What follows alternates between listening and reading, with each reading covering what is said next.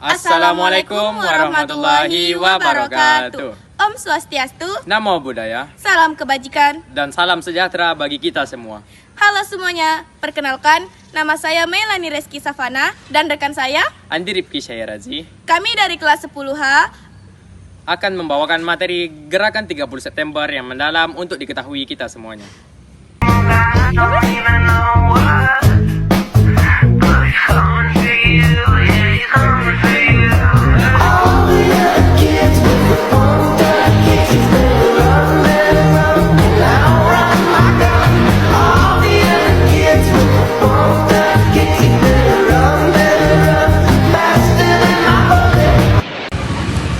Dalam video kali ini, kami akan membahas secara mendalam mengenai gerakan 30 September 1965 atau yang lebih sering kita dengar dengan G30S.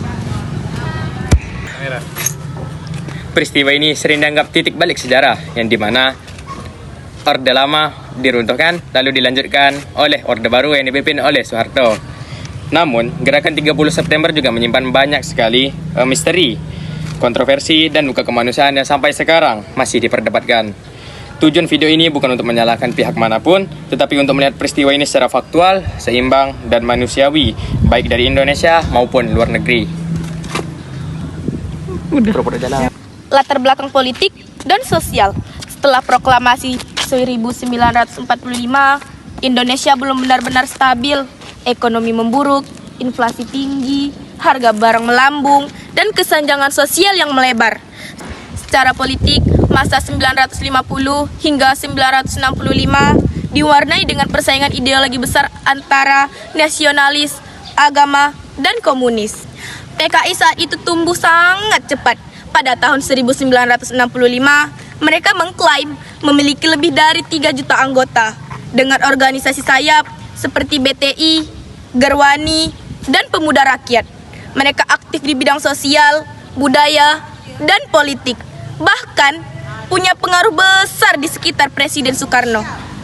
Soekarno mengusung konsep Nasakom, nasionalis, agama, dan komunis, agar semua golongan bersatu.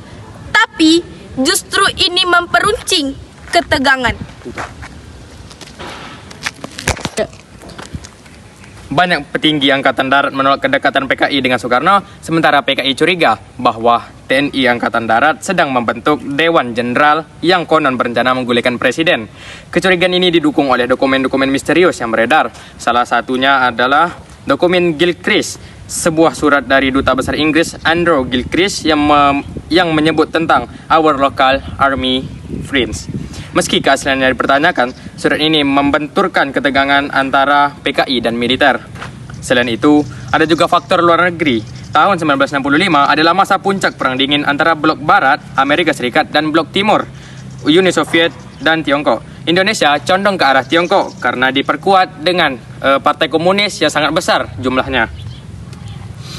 Banyak dokumen CIA kemudian mengungkap bahwa Amerika dan Inggris mengikuti situasi Indonesia dengan sangat dekat, khawatir jika PKI mengambil alih pemerintahan. Malam 30 September atau dini hari tanggal 1 Oktober, gerakan 30 September mulai menggerakkan dirinya di Jakarta. Gerakan ini dipimpin oleh Letkol Untung Syamsuri, yaitu anggota dari Batalion 1 Cakrawala. Mereka menculik 6 jenderal dan 1 perwira, di antaranya Letjen Ahmad Yani, Maijen Suprapto, Maijen S. Parman, Maijen MT Haryono, Brigjen DI Panjaitan, Brigjen Sutoyo Siswo Miharjo, Letu Pierre Tenden yang tewas karena disangka Nasution.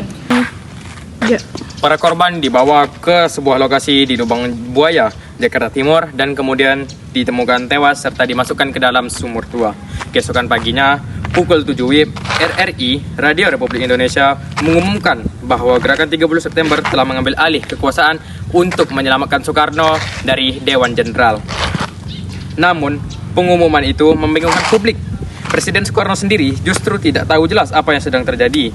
Ia berada di Halim Perdana Kusuma bersama beberapa perwira Angkatan Udara dan tokoh politik seperti Dwi Nusantara Aidit, Ketua PKI. Disinilah muncul pertanyaan besar, mengapa Presiden tidak segera menegaskan sikapnya? Mengapa Pangkalan Udara Halim menjadi tempat penting bagi kelompok gerakan 13 September.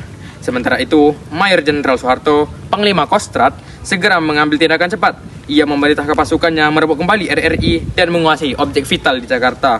Pada tanggal 2 Oktober, pasukan gerakan 13 September di Jakarta berhasil dipukul mundur. Para pemimpinnya ditangkap, sebagian dieksekusi tanpa pengadilan. Pada hari ini, tanggal 4 Oktober 1965, kita bersama-sama dengan mata kepala masing-masing telah menyaksikan suatu pembongkaran daripada penanaman jenazah para jenderal kita di Lahanan Jenderal dengan satu perwira pertama dalam suatu lubang sumur lama. Sebagaimana saudara-saudara telah maklum bahwa jenderal-jenderal kita dan perwira pertama kita ini telah menjadi korban daripada tindakan-tindakan yang biadab dari petualang-petualang yang dinamakan Gerakan 30 September. Kalau kita melihat tempat ini adalah di lubang buaya. Soeharto kemudian muncul sebagai sosok yang menenangkan dan dianggap mampu mengembalikan ketertiban. Melalui operasi militer, kelompok G30S juga ditumpas di daerah lain, seperti Yogyakarta dan Jawa Tengah. PKI kemudian dituduh sebagai dalang utama di balik peristiwa ini. Pada 12 Maret 1966, pemerintah secara resmi membubarkan PKI dan melarang ideologi komunis di seluruh Indonesia. Namun, penumpasan itu memicu kekerasan besar. Dalam waktu berbulan-bulan, terjadi pembunuhan massal terhadap orang-orang yang dianggap simpatisan PKI di berbagai daerah, terutama di Jawa Tengah, Jawa Timur, Bali, dan Sumatera Utara. Banyak laporan internasional menyebut korban mencapai ratusan jiwa. Bahkan, ada yang memperkirakan hingga lebih dari 500 juta orang. Namun, jumlah pastinya tidak pernah tercatat resmi. Organization who not only killed but mutilated the bodies. These 6,000 demonstrators are yelling, "Down with Aidit." Aidit is the chief of the PKI and a member of President Sukarno's cabinet. He has not been seen since the coup collapsed. To Westerners who have watched a mounting succession of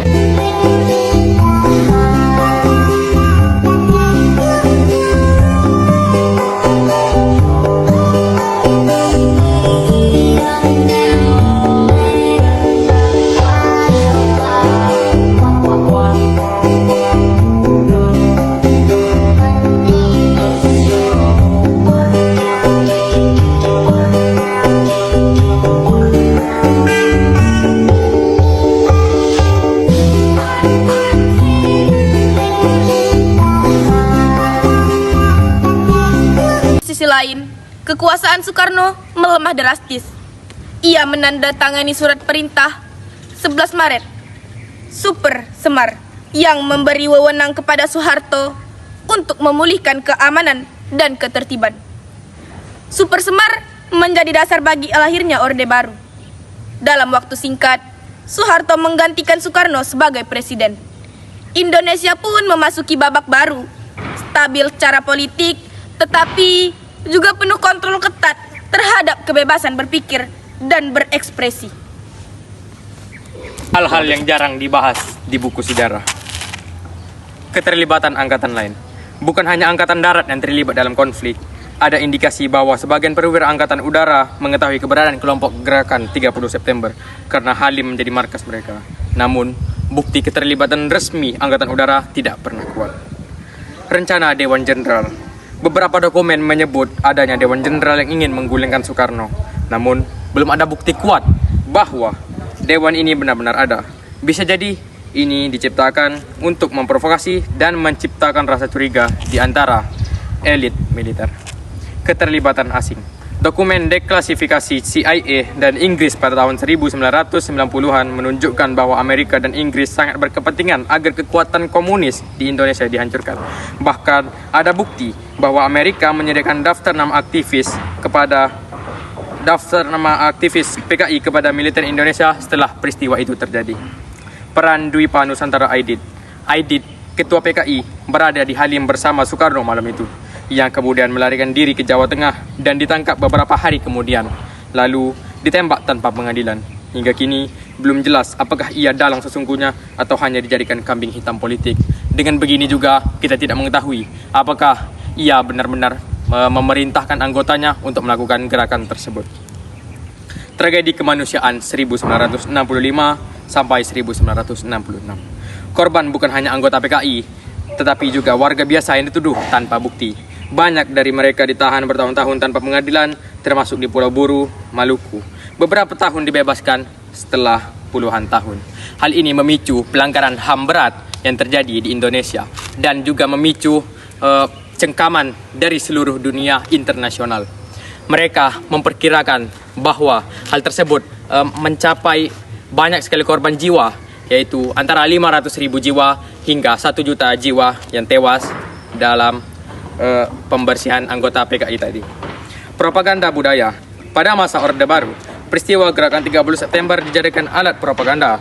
Film pengkhianatan Gerakan 30 September atau PKI karya Arifin C. Nur wajib ditonton di sekolah setiap 30 September dengan gambaran sepihak bahwa PKI biadab dan TNI penyelamat. Baru setelah era reformasi, film ini tidak lagi diwajibkan dan pandangan terhadap sejarah mulai dikaji ulang secara ilmiah. Penelitian modern dan kontroversi. Sejarawan seperti Benedict Anderson, Ruth M. Sivey, John Rosa, dan Asfi Warman Adam melakukan penelitian mendalam tentang Gerakan 30 September. Mereka menekankan bahwa tidak ada kesimpulan tunggal. Bukti-bukti sejarah masih terbuka untuk. Baiklah teman-teman sekalian, Jadi refleksi kita kali ini adalah apakah kita telah menggunakan nalar kritis kita untuk mengikuti sejarah? Apakah sejarah yang kita gunakan adalah sejarah propaganda atau aksi nyata dari sejarah tersebut?